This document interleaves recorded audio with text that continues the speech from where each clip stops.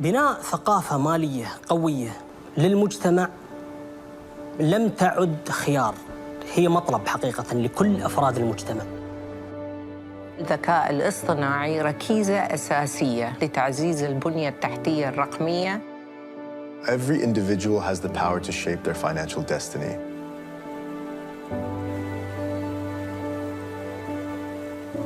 الثقافة المالية بمفهومها البسيط هي وعي الفرد بقراراته المالية.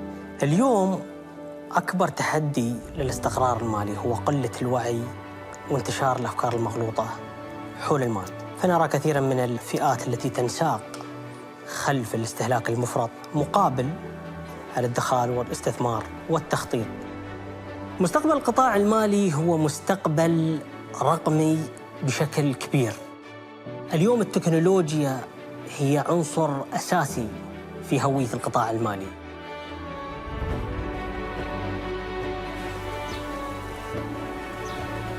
أصبح الاستثمار في التكنولوجيا والذكاء الاصطناعي ركيزة أساسية وجزء من استراتيجية التنافسية والنمو للبنوك، حيث تتواصل الجهود لتوفير أفضل الحلول للعملاء والمساهمة في تعزيز الاقتصاد الوطني.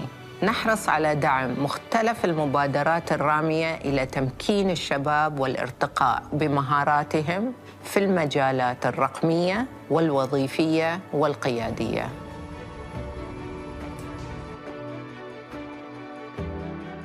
Financial literacy equips people with the knowledge to make informed financial decisions, manage risk, and seize opportunities, ultimately creating a better financial future for themselves and for their communities. Fintech is giving access to a broader user base and allows them the opportunity to invest in global financial markets and build long-term investment portfolios, which helps improve their economic resilience for themselves and also for society as a whole. There's a tremendous opportunity for the hundreds of billions of dollars that are being passed down to future generations. AI is creating an opportunity for those generations to invest in financial markets with more knowledge than they've ever had before. The best way to think about investing is to make it a part of your daily life, to make it habitual. Keep thinking about the long-term future and continue down your path. ماذا يستوجب علينا أن نفعل لنكون رواد صناعة القطاع المالي لأجيال المستقبل؟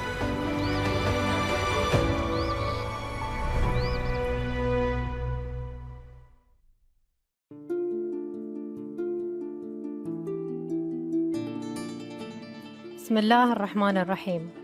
سمو الشيخ خالد بن محمد بن زايد آل نهيان ولي عهد أبو ظبي، سمو الشيوخ، أصحاب المعالي والسعادة، ضيوف الكرام، يسعدني اليوم أن أرحب بكم وأن أبارك لكم هذا الشهر الفضيل.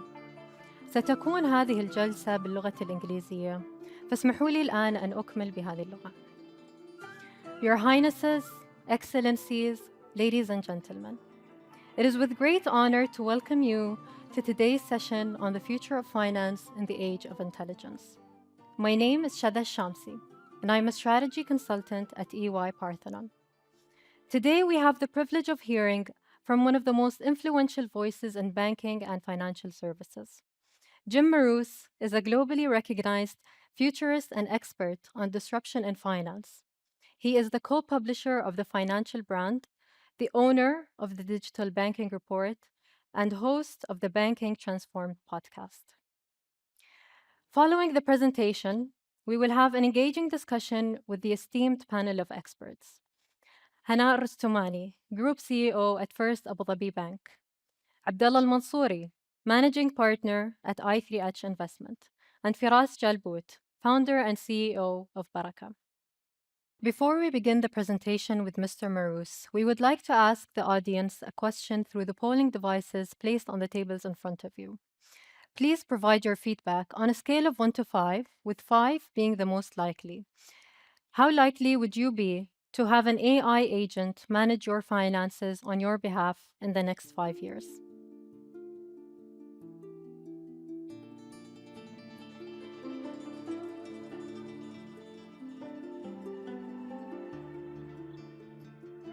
Mr. Maarous, the floor is yours. Thank you. And thank you to Your Highness for inviting me to be here today at the first session of 2025. We are embarking upon the fifth industrial revolution, a time unlike any other we've ever experienced or may ever experience in the future. A period where the intelligence, insight, and learning is at our fingertips. Who would have thought we'd ask a question about agentic AI helping us with our finances within 5 years? But it's not all good news on the horizon. There's challenges, there's elephants in the room, everything from compliance issues that we are not aware of and far beyond what we've ever thought we'd have to be. Back office transformation that must be done to keep us modernized. We have issues with regard to customer expectations. The consumer wants more than they've ever wanted before. And they're expecting us to act like other industries that have much less risk at stake. We have to realize that the consumer's expectations are evolving every day. The consumer doesn't just want a good experience.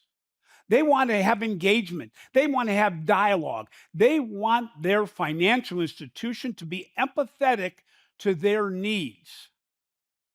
That puts a big challenge on financial institutions, a big challenge on government agencies, and even a big challenge on the consumer in their selection process to how they're going to be improving their financial wellness. More than ever, banking transformation now is creating a fragmented environment. When I get in front of a room of bankers, I ask them many times, how many of you have closed a significant primary financial relationship in the last 5 years? As you can expect, no one raises their hands. On the other hand, I ask them, how many of you have opened a brand new fintech or non-traditional banking relationship in the last 2 years? And everyone raises their hands. This is silent attrition in our banking ecosystem. We used to be able to know what my primary financial institution was. We aren't able to do that as easily. In fact, it used to be the transaction account was the primary financial relationship for many people, like my son at 27 years old. It may be the credit relationship. It may be his car loan. It may be PayPal or Venmo. The banking industry is changing, and we need to change with it. We need to embrace the opportunity that's out there, being aware of the challenges. We have to take a step forward out of our comfort zone into an area that's still very much undefined. We have to realize that emerging technologies are changing everything, not just on the distribution, but back office systems. They're now more available to every size financial institution, but technology alone will not do it.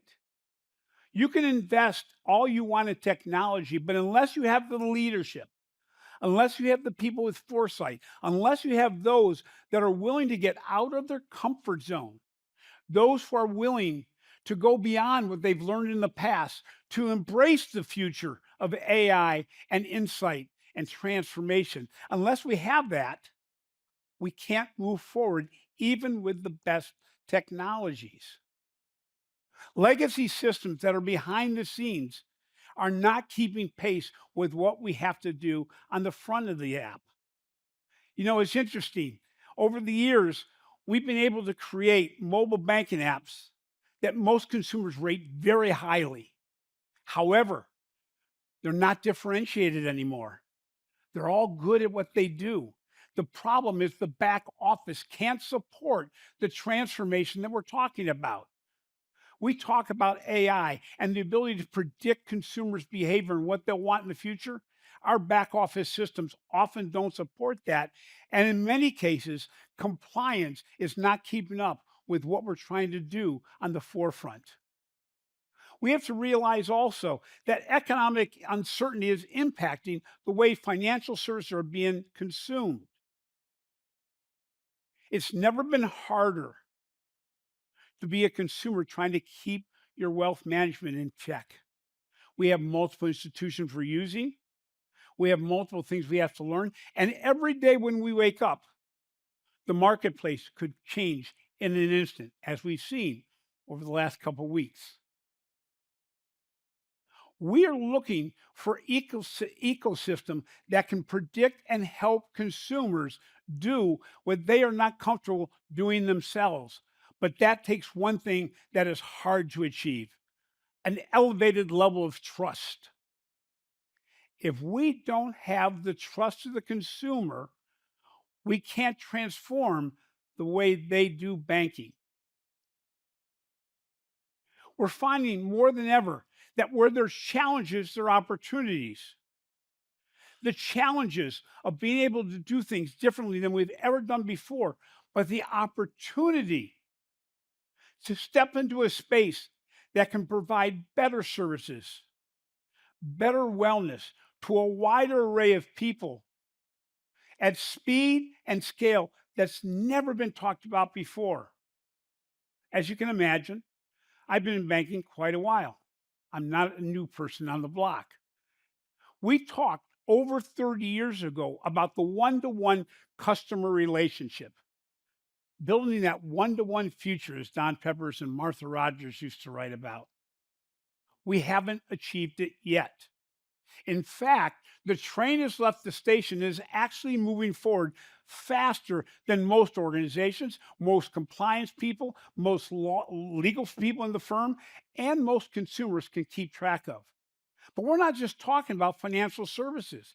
In our daily lives, are we embracing the opportunities that AI gives us for continuous and ongoing education of ourselves so we don't get disrupted? We also have to realize the future is now.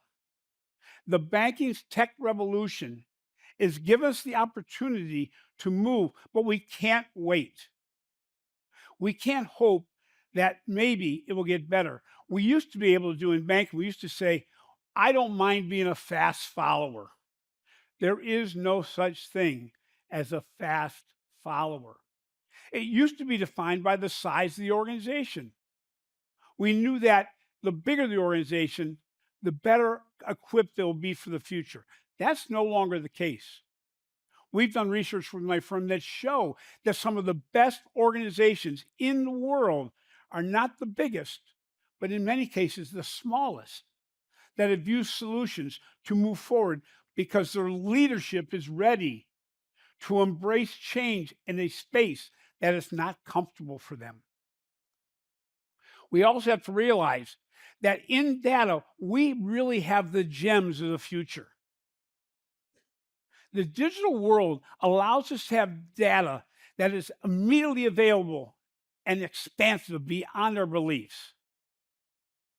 But just because we have that opportunity doesn't mean the financial institution is using it. I use an example of my own. I have a business relationship, I have a consumer relationship. Both organizations I know a lot about me. But on a day in, day out basis, it is very unusual for them to show me what they know about me. They hold it tight. The risk avoidance mentality makes it so they're afraid of making a mistake.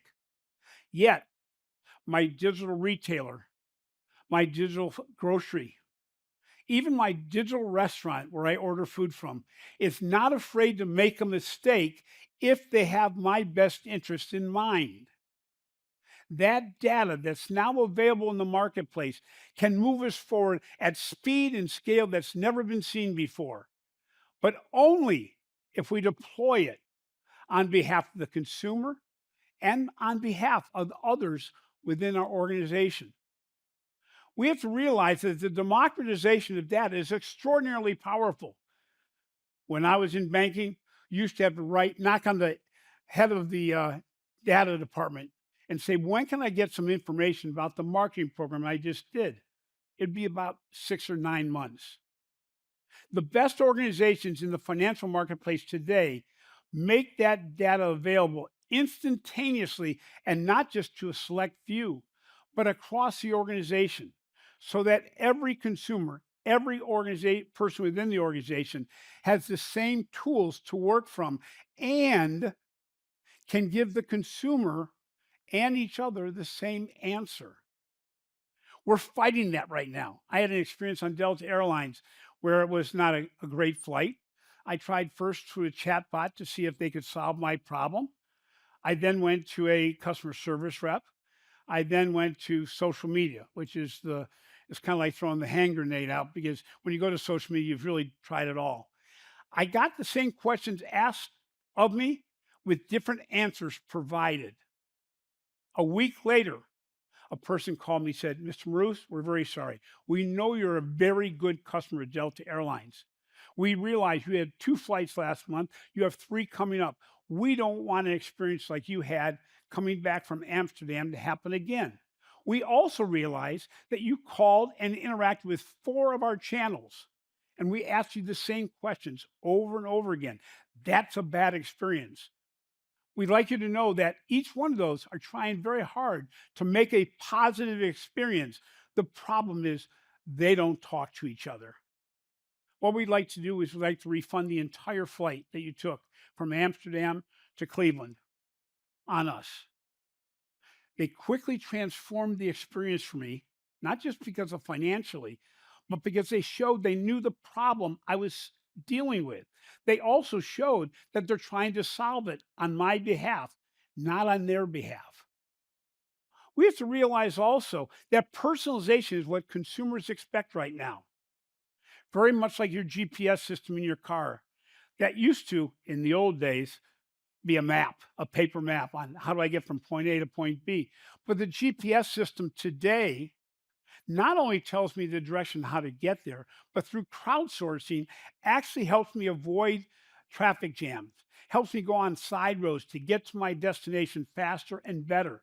It may even give me ideas of what restaurants and what things I go to normally are along the way that I can go to take a rest. The consumer expects the same type of behavior from their financial institution. The financial institution is expected to know the customer, to understand their needs, and deploy solutions proactively to help you down that path to the future. The challenge is leadership in most financial institutions get very uncomfortable with moving forward at scale because of the risk involved. Most financial institutions hire people and tell people, we do this, this, this, this, and we don't want to lose money.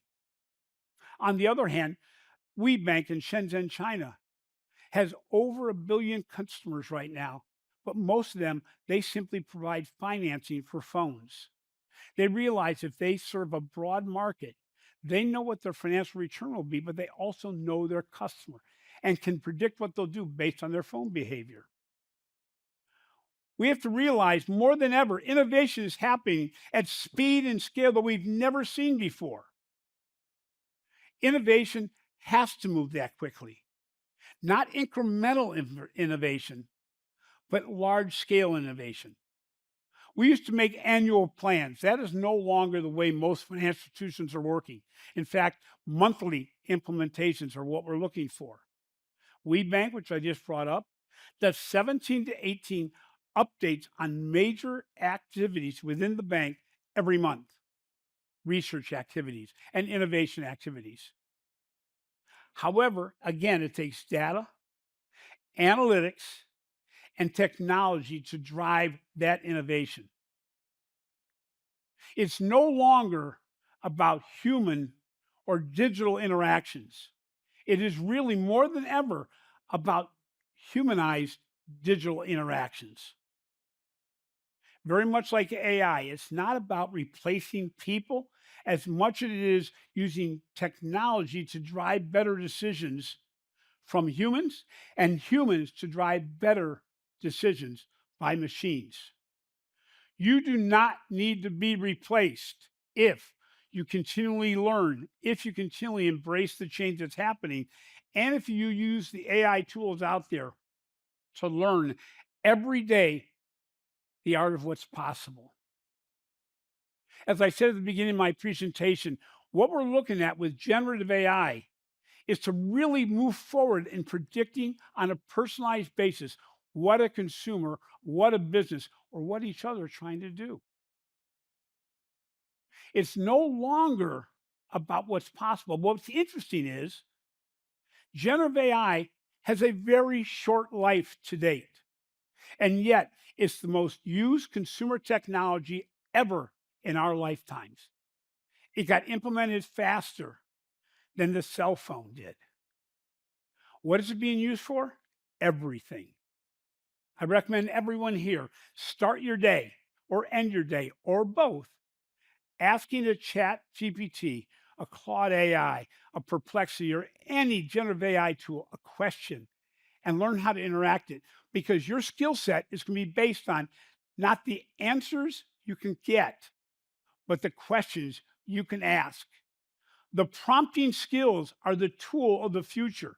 What can you ask ChatGPT or another generative AI tool that can move you forward? It's beyond technology I've mentioned. It's about leadership. Technology, you cannot buy yourself out of being able to provide the services the consumer wants. You have to have empathy, and you have to understand that now more than ever, it's not the transfer of money, it's the transfer of value. What value are you providing the consumer that they can move forward knowing they've made the right decision? We have to realize also the adaptation to change is important. We've all had successes in our lives. We have to step out of that zone and realize the key to success is actually making change happen, getting out of your comfort zone and moving forward. As I mentioned, the future is changing faster than ever before, and it will never change this slowly again. The consumer expects you to know them, understand them, and reward them for the business that they provide. This requires a seamless integration of data, advanced analytics, and technology.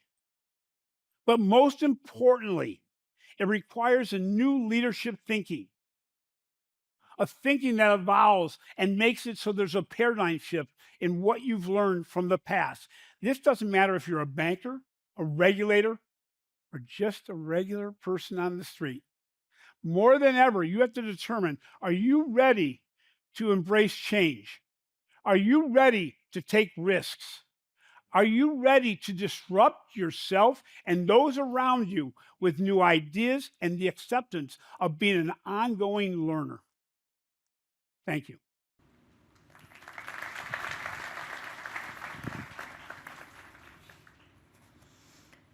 Thank you, Mr. Maaroos, for that insightful presentation. I'd like to begin the discussion with Hannah, please. Hannah, we've seen how AI is fundamentally changing banking operations, but what do you see as the biggest challenge for traditional banks in adapting to this AI-driven finance, and how should they address it? Thank you. Assalamu alaikum, barak alaikum shahr. Your Highness, thank you for having me today.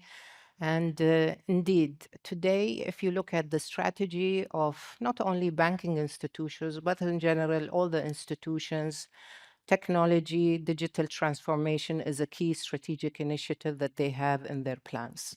And it is estimated that 175 billion in the UAE will be spent over the next 5 years by the banks and financial institutions. So that's a big number, that's a big investment. And of course, as we heard in the presentation, there's a huge benefits in embracing the AI technology to bring in that better customer experience, that enhancement in the way, that personalization to deliver the best for your needs, as well as, making it much easier and more productive and efficient. In my perspective, that they are not really challenges, I think 3 big considerations that institutions are looking into. Number 1 is the technology. I mean, you have to have the right structures, frameworks, investments. You have to have the right infrastructure before you even take on the journey in terms of the AI and embedding the AI models within your transformation journey. So it's really critical that we build those flexible models, flexibility in our architecture to embrace that technology, enable us to further process all this data and deliver the right services to the clients. So technology will be a key enabler for institutions going forward. Number 2 is the talent. talent is extremely important as we move. It's not for today, it's not for, next year. It is the talent to make us future ready for all this transformation and adopting all this AI technology and capability to allow us to compete in the future and really be future ready in the future, to be competitive, deliver the right personalization to our clients going forward. And it's all about upskilling and really training the talent we have, and also onboarding the right talents in terms of the know-how and the technology and the capability. The third pillar is really about I call it the operating environment. Operating environment in terms of the security, the data privacy, the regulation, all of that consideration that we need to embrace. And this is what we will need to also ready ourselves for the future and make sure that there are no misuses in terms of adopting these AI technologies. We want to make sure data is protected, privacy is provided to our clienteles, and make sure that we build that trust with the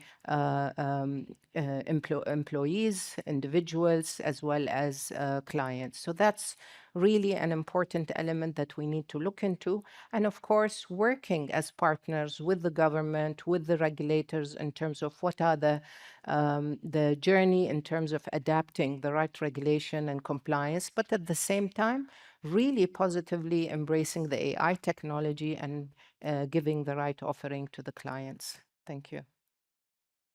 Thank you, Hannah. Touching on the regulatory point that you just mentioned, Abdullah, with your experience driving innovation in investment and economic research, you have a front row seat to the evolution of financial services.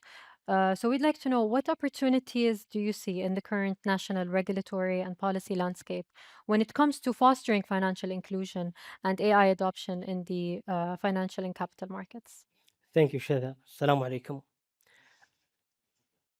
First of all, I think it's necessary to shed the light on the challenges that we spoke of, and Mr. Jim Maroos highlighted actually over here, because in the UAE, what we are doing is exceptional. And I will prove that one with a very specific program that we've launched, and specifically launched by the central bank, and it is commendable actually what they're doing. What's commendable about it, it's basically the time frame that takes them to achieve and fully integrate 9 complex pillars in a 3-year time frame from 2023 to 2026. And they've already achieved close to 85% of at least a subcategory within those. The 2 pillars will cover and actually grow and develop the infrastructural digital infrastructure for the financial services advancement in 2 parts. One, we're moving to a cashless society or economy where digital transactions will be dominating. And that is being done by actually 3 major pillars. We call the instant payment platforms, ANI, through the Ittihad Payments, subsidiary of the central bank, as well as the recently launched, and the one we're celebrating today, which is the card domestic scheme, where payment is going to be processed in a local network, a network that is similar to MasterCard and Visa on a global scale. And this adds a layer of security, adds a layer of cost efficiency that will be realized in the long term, actually, and by achieving the strategy in 2031, I believe that we will have achieved a significant milestone there. That's on one front. The other front is the digital infrastructure that we are leading. And the beauty behind that, it's integrating diverse pillars of society into this. It's not exclusively for the financial sector or AI, but it's actually investing in AI to develop the AI. For example, the financial cloud. Now we are developing a financial cloud over here to store all the data and basically record all the transactions. In addition to that one, we have the open banking policy and the open finance policy, which will give access to third-party fintech providers through API, an open API channel.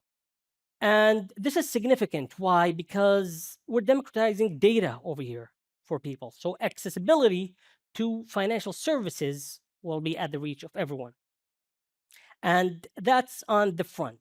The other thing, when it comes to inclusion, is how we do it, how we model it here in the UAE. And I'll give an example of Abu Dhabi specifically. It's a community-based structure, frankly speaking.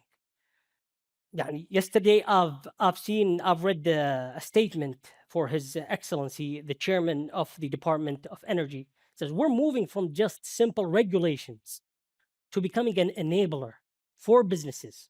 These businesses will be revenue generating commercial vehicles that will definitely push the economy forward and change the landscape of the financial services sector.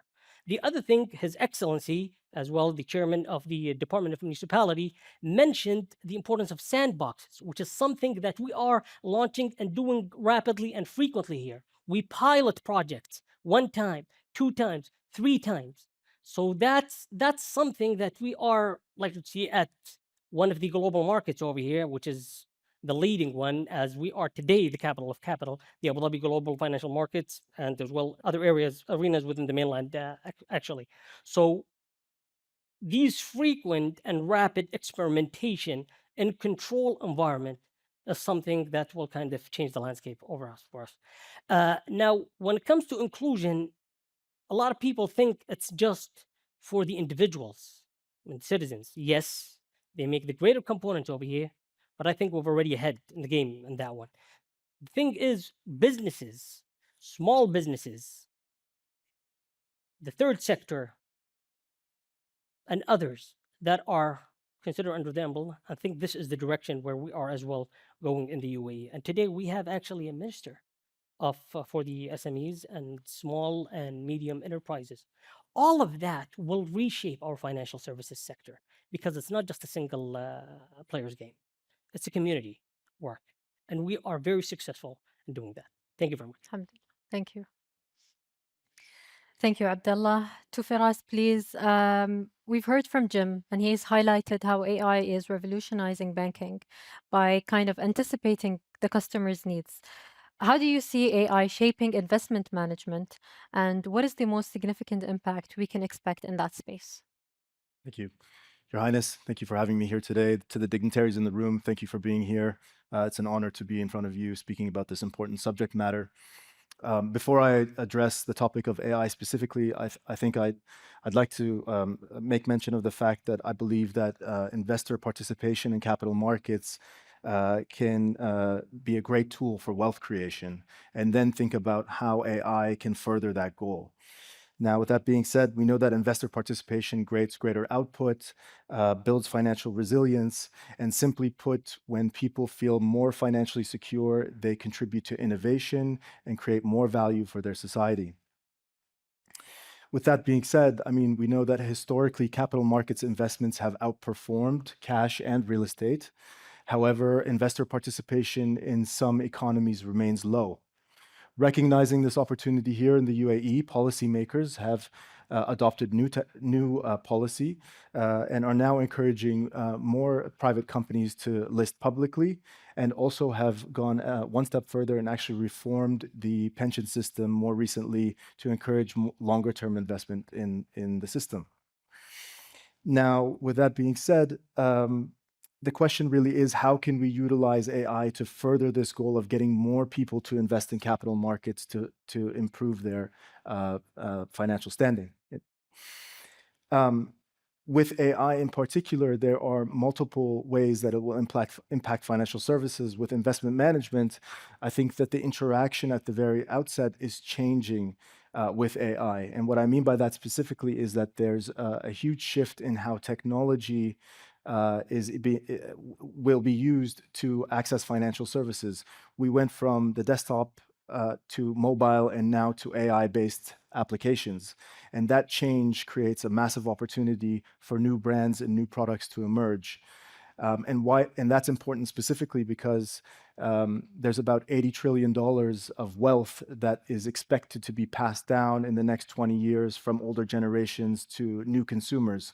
So if you want to capture that opportunity, you have to provide the technology that these early adopters will use in the financial services.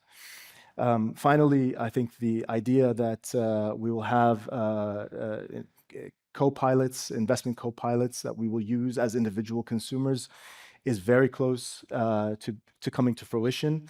You're already starting to see AI co-pilots that you can prompt and use to make better investment decisions. So this will emerge, and the era of hyper-personalization will be very, very close. That will allow you to make your own investment decisions with complex data sets, to provide your own inclusions, exclusions, and so on and so forth. And that's going to be a very exciting time. Thank you, Firas. Mr. Maaroos, I'd like to ask you, in your presentation, you mentioned that if we don't embrace change, then actually, I'd like to know what would happen if we don't embrace change as individuals and businesses. Yeah, it's interesting because we now have the capability of having ongoing learning at our fingertips.